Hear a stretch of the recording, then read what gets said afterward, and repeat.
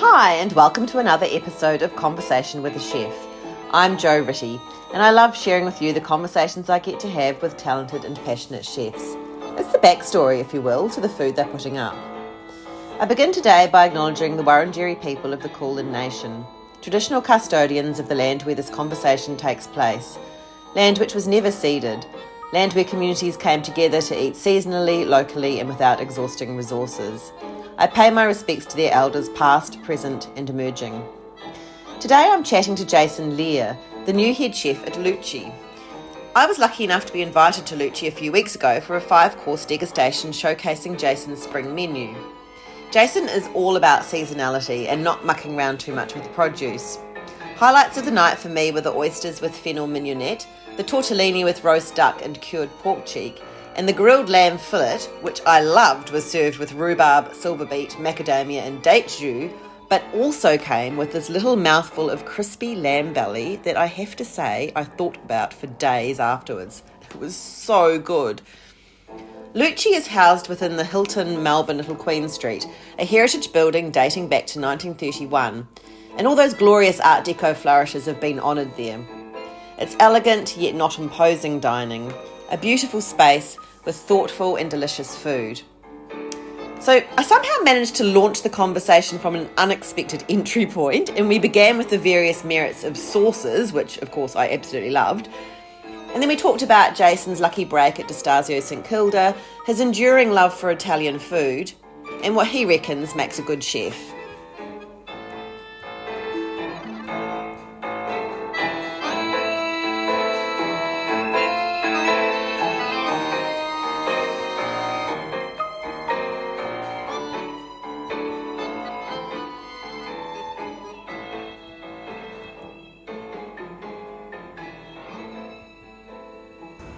Hi. Hi, Jason. Nice to meet you. Nice to meet you. I did meet you at the yes. big dinner, which Yeah. looks so different now. Yeah, Set up yep. like that. Yeah. How are you? Yeah, good, thanks. How are you? Good, thank you. Yeah, you just don't look very chefy at the moment. Oh, no, sorry.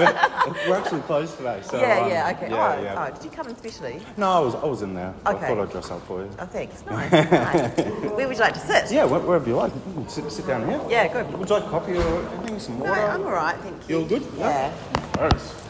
So what have you been doing today?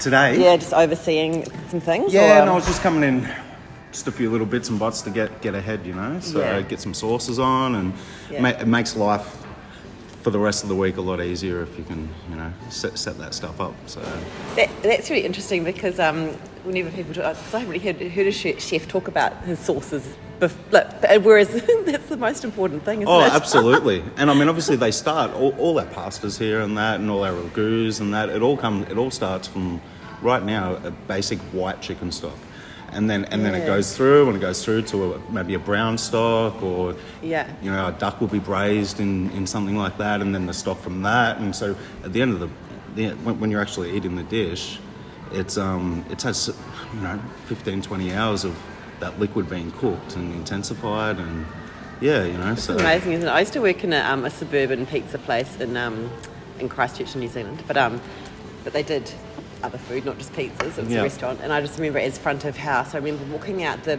back door to take rubbish out or something, and my apron caught on the stock label, and I pulled the whole pot of stock over, and the chefs were not worried about me, and I was fine. They were worried about their stock because it had all the bones and they'd done all the things. Absolutely. It was burned into my memory. Yeah, but you came out unscathed. Yeah, I was unscathed. Maybe not the sauces or the chefs. But... No, that's right. Yeah. So I know. Yeah, and I once had a friend who denies this, but a Mexican friend who said that sauces are like mothers; they bring everything together. Yeah, absolutely, absolutely. I love that. No, we've got about four different animal stocks that we run through the restaurant, so we've constantly got something cooking on the stove. Yeah. As far as that, and it spreads out through the whole menu. So, yeah, it's good. Yeah, absolutely. And just obviously, already started recording this. Yeah, that's fine. We're not live. Are we live, are we? Or? Yeah, that's right. Streaming. Yeah. Because I'll use it for the podcast, and I also type it up. Sure. And put it on the transcript. So yeah. Yeah. So thank you. Great. Thank you for talking to me. No worries.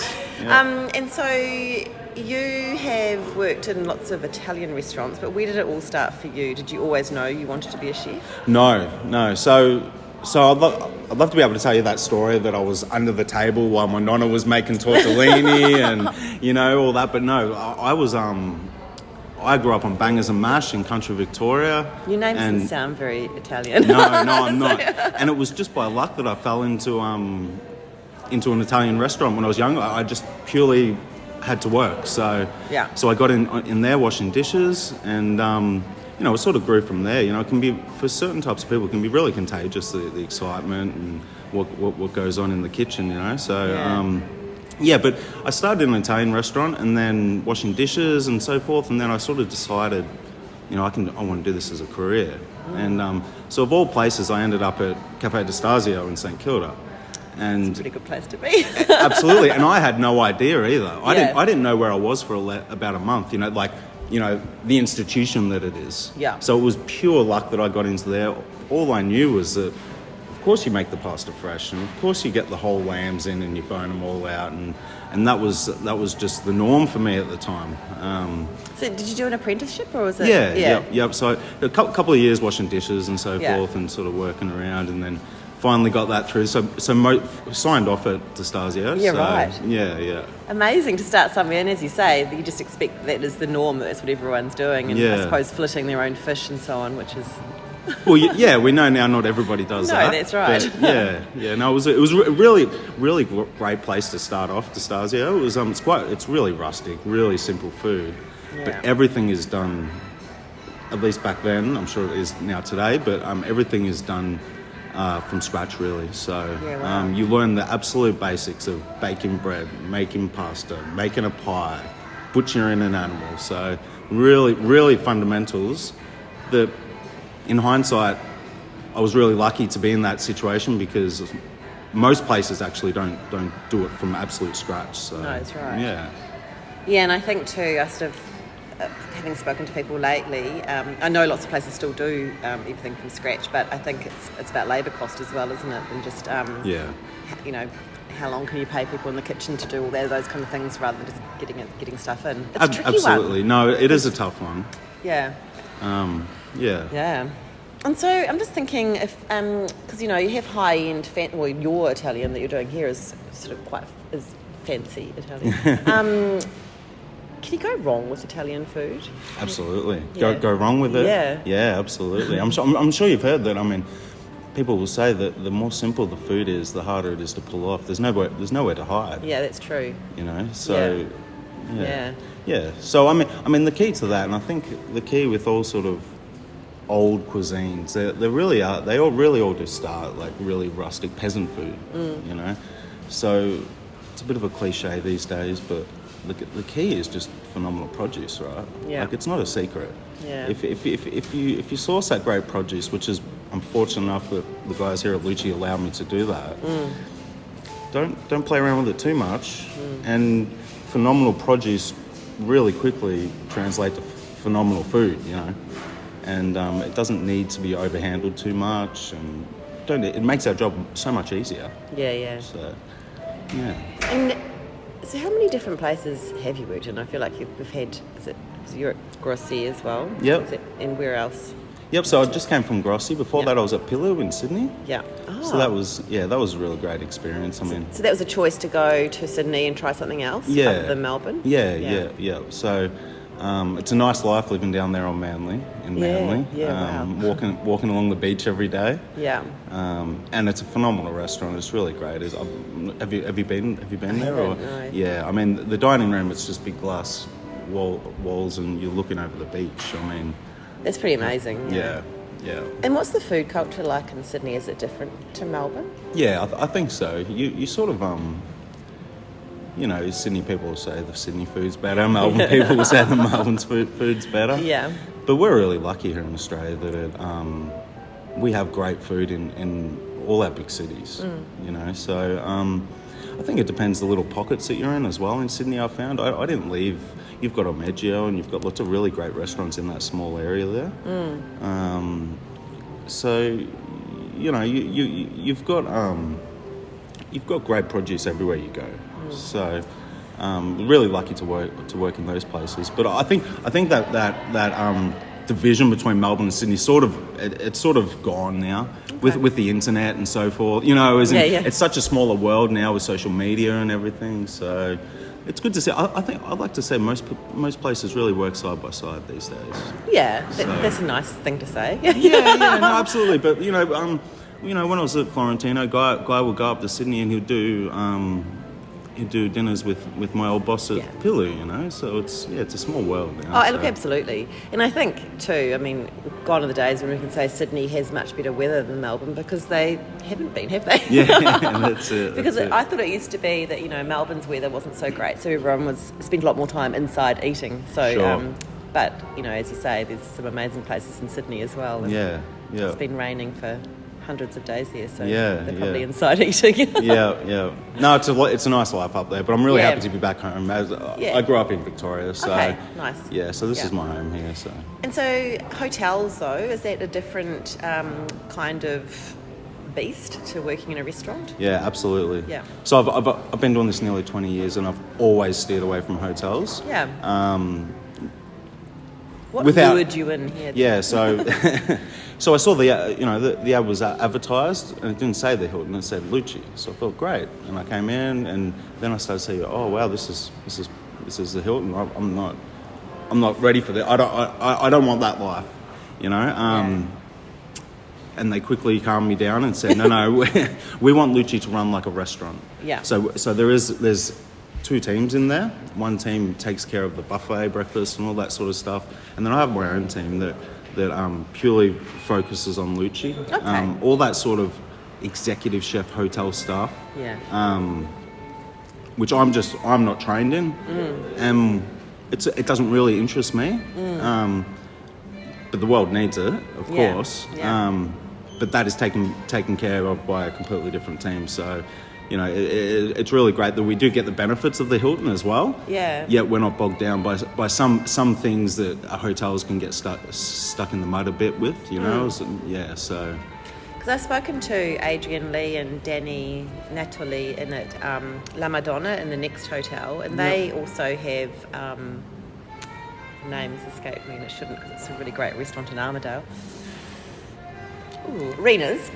Oh, yeah. And so, and I think there just seemed to be a bit of a spate of restaurant chefs going and working in hotel restaurants. Yep. And I think that they were saying that it brings with it, you know, you're saying you're not doing that kind of thing, but it's quite good having, I think, restaurant chefs, because it gives you that flexibility and being able to work a bit more on your feet in terms of changing things if things aren't, and you know, you're not so bound to a friend, like a corporate menu. Yeah, or whatever. absolutely. Yeah. If I can finally get my words out, but yeah. It's interesting. Yeah, no, and I mean, and it actually it frees us up a lot, because there's so many components to the Hilton, and different food concepts going in and out. So what we've been able to do at Luci is essentially give the best product, the best cut of meat, or trim down something, you know, to make it look beautiful. And there's no wastage there, because we can send it off into other parts of the hotel, and so all the food gets recycled. To you know, it's probably not the best. But it's not recycled. There's a room in the hotel with all the ends of meat. No, but I mean, so we have a beautiful pressed lamb belly, and we can trim that up to make that really, really nice and eat really well. And all that trim can get made into a beautiful ragu with some fresh onions and so forth, and those stocks that we were talking about before. Yeah. And absolutely nothing goes to waste. Yeah. So that's great. Not every place. You know, we were fortunate enough at Florentino we could do similar things, because there were so many different venues inside Florentino, but not every restaurant. Most restaurants don't have that luxury, so we're actually really lucky here. Yeah, it's good. Wow. Yeah. And how many on the team? In your team? In my team, we've finally got our chefs back up, so I have 9 right now. Wow. Yeah. So Feels like a luxury almost, doesn't it? Absolutely. So a couple of weeks ago, I was running there was 4 of us in there. Wow. So, it's hard to find the right people and be the right place for certain people as well. Everyone's looking for different things. Yeah. But we've managed to build a pretty good team here now, so it's really exciting for what we can do. That's amazing. So yeah. And how do you go about deciding what to put on your menu out of all the possibilities from your repertoire? And Yeah. Well, again, it comes back to that cliche of seasonality. I feel a bit lame saying it, but it's just that simple. Yeah. I'm working on the summer menu right now, and it might sound weird to some people, but I'm just so excited for tomatoes. You'll never see them in my kitchen, in winter or anything like that, really, tomatoes, because a bad tomato is really bad. It starts there with the produce.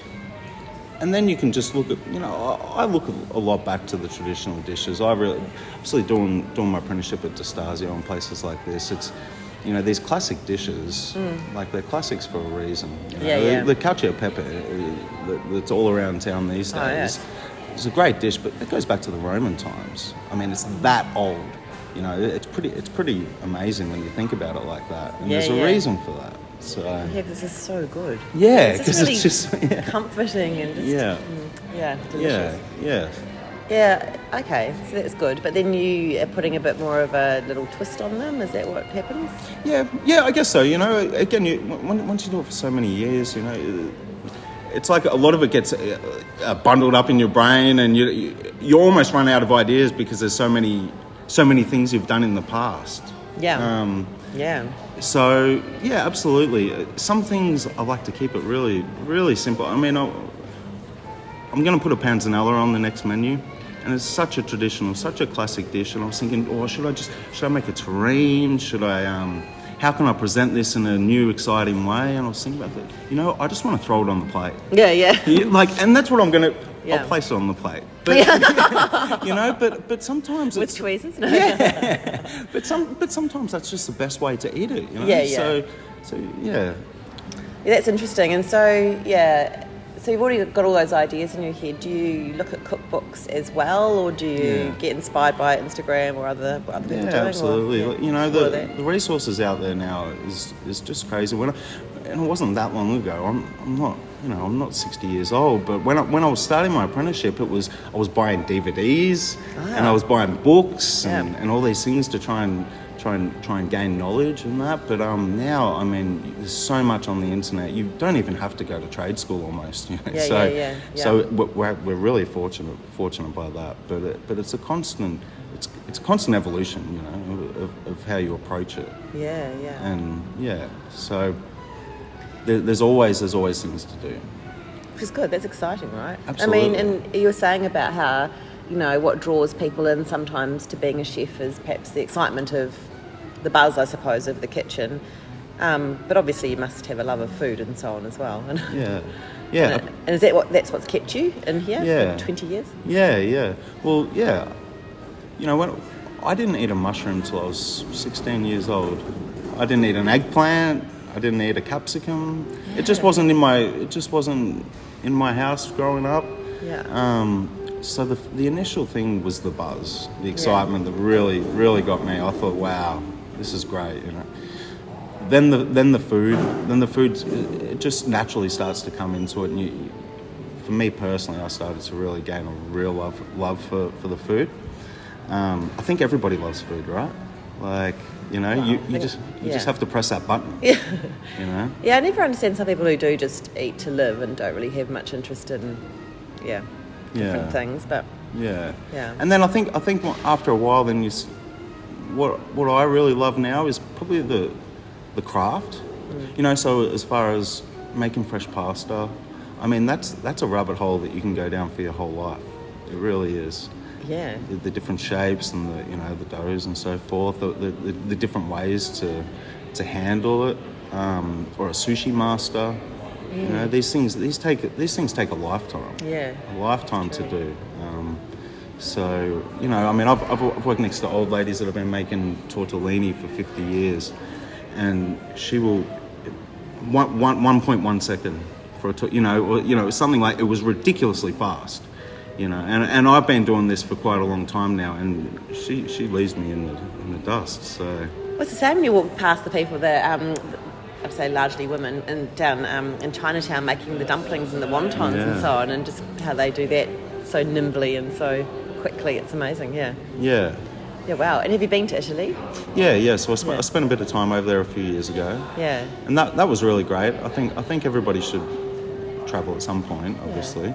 Yeah. Do you have a region you like in particular? Or? Yeah. Well, so I spent a bit of time in Bologna, around there, in Rome.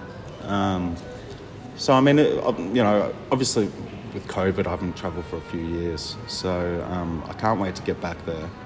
But to see the culture and that, it's really great. It's something that you bring back home as well. Even if it's subconsciously.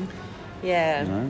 I'm a French teacher as well as a writer, and today with my Year 11s we're talking about obviously culture and different things, and we're talking about the le repas gastronomique, so the fact that the French meal is on the UNESCO list of intangible things, like it's like a cultural heritage thing, and we were talking about how does that compare to Australia and what in our relationship with food, and and it's really different. And I think some of those cultures that are in countries that have been, our country's been settled for a long time, but not by us, the colonisers.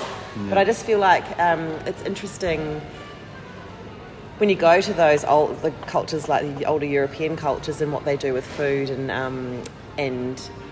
how it's a coming together, and I don't know, it's just so nice to experience that. And I guess it's just over time. It's just an evolution of it. They've been doing it for thousands more years than we have. That's right. So I don't think in our lifetime we will really see a culture. Well, I mean, we're building it now, obviously, but it's from everywhere. Yeah. And I think that's actually a great thing. That's good, yeah. Taking hopefully the best things from everywhere. Yeah, absolutely. So, we're getting there, but I think Australia really has really fantastic food in general. All around, when you compare it to a lot of other countries, because we're such a lucky country, because of we're a rich country.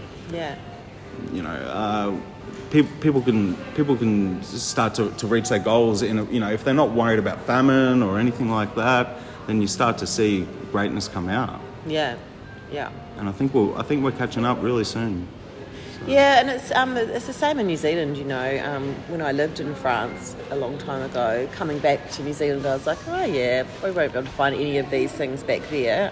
Things that people were cooking, just and just that real appreciation. But I think things have come a long way in New Zealand as well, and I think it's interesting, New Zealand and Australia. I think you're right. It's really they're on the world stage with everyone else, so it's good. Yeah, no. So and we've even since I've started cooking, I remember when I started cooking, you couldn't really get black truffles grown in Australia. Yeah. Now they're everywhere. Yeah. And they're some of the best. Some of our truffles are some of the best in the world. Our black truffles. Yeah, because of the temperature and the different conditions. Yeah. Yeah. A lot of this stuff didn't grow 10 years ago. So your morels and stuff like that, porcini, and Yeah, it's amazing. Yeah. And what would your advice be to young people who are thinking of becoming chefs? Yeah. Well, I think our industry is a real spectrum. It's like you've got someone that drives a plane and someone that drives a car. Now they both take people from A to B, but it's not really the same job. So I think first of all, it's to work out what you want out of the industry, because there's jobs for everybody in our industry, whether you're at school and you need to wait some tables, whether you want to own a cafe in the future, or whether you want to be the best chef in the world. All these are possibilities in our industry. So I think first of all, it's to try and work out what you want to take out of it. Then I would say, if you want to succeed in those those top restaurants, obsession is really, really beneficial to get obsessed. To be obsessed with choose what you want to do, and to be obsessed with that, whether it's making pies, whether it's a baker, whether it's a pasta maker.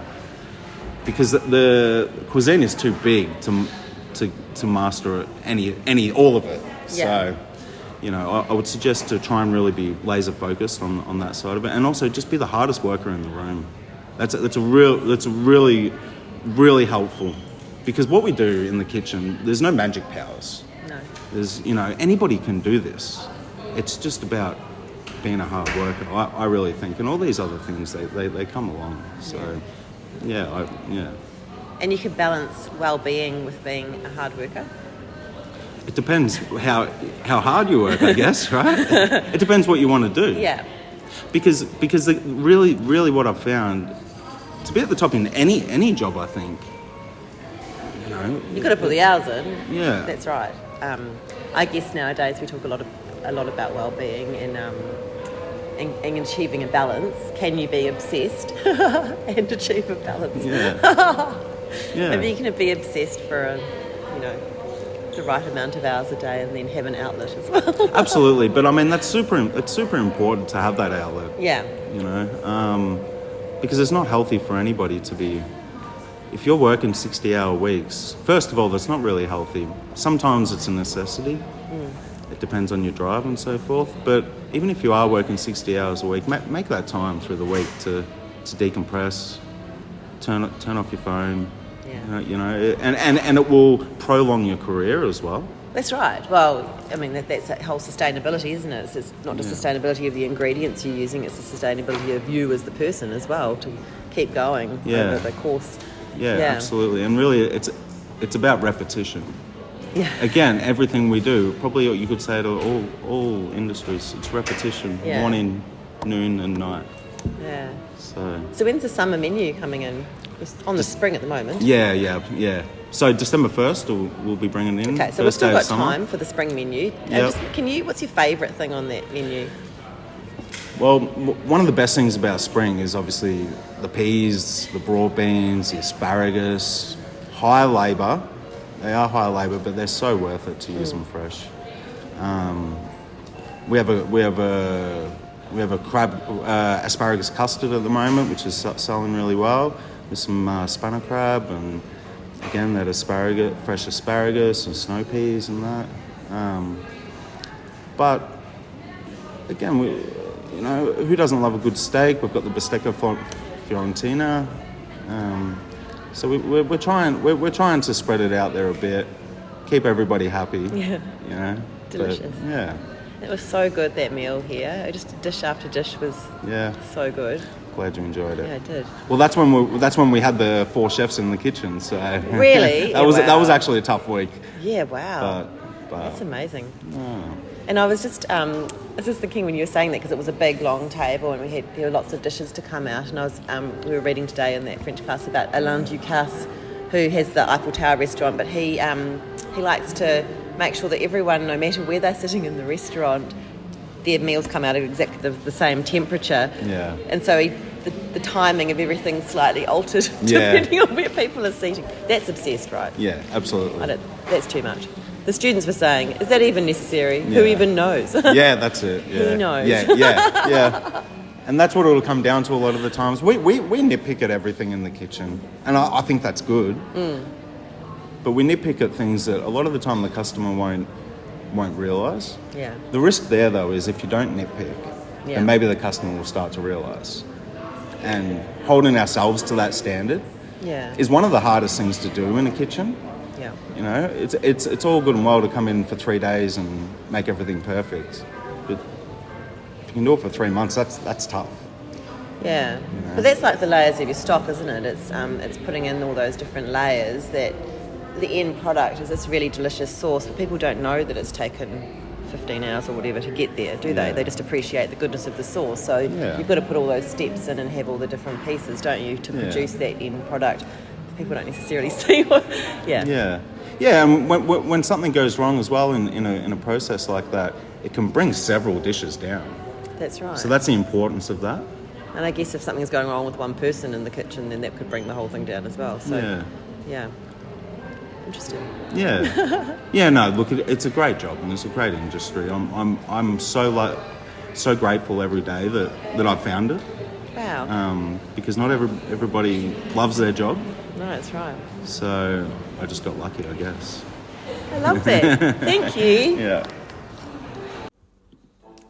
Thank you so much for listening to this episode of Conversation with the Chef with Jason Lear from Luci in the Hilton, Melbourne, Little Queen Street.